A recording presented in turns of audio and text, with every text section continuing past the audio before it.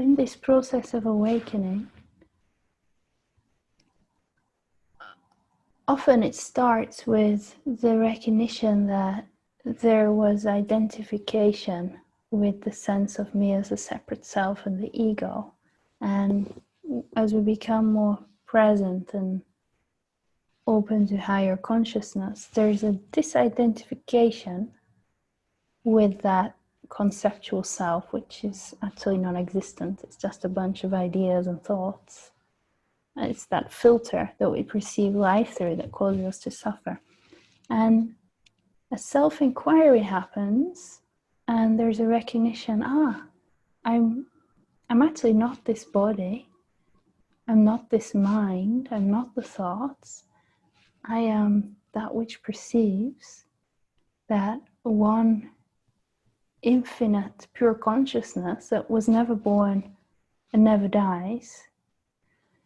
There's a movement usually away from life, drawing back into the true self. And often we feel deeply drawn to meditation, to quiet contemplation, to retreat, to open to this, to know this true self intimately. And as there's a direct experience of the self as that, the movement begins to come back into life, because this one consciousness loves to play and express and create and dance in form. And so it moves back towards creation and expresses through this temporary physical form. But the difference now is that the filter is not acting as the veil, and life is free to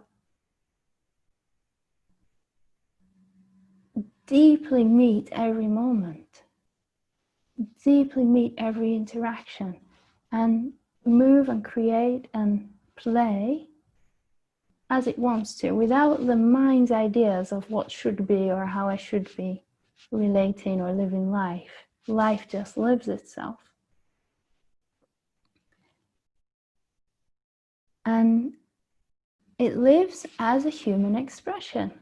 And part of being human is to experience this huge range of emotions, from ecstasy and bliss to deep grieving when we lose someone that we love.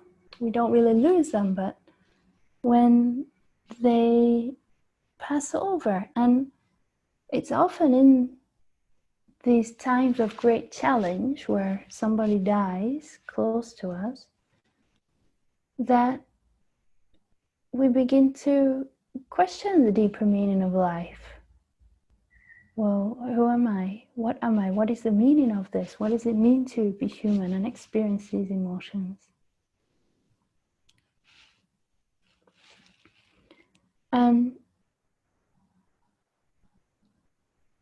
with this understanding comes the freedom to surrender deeply to all the human emotions, whatever they come. So to recognize that grief is very natural and healthy as a human, and to allow this body-mind to experience that and to be fully present with it.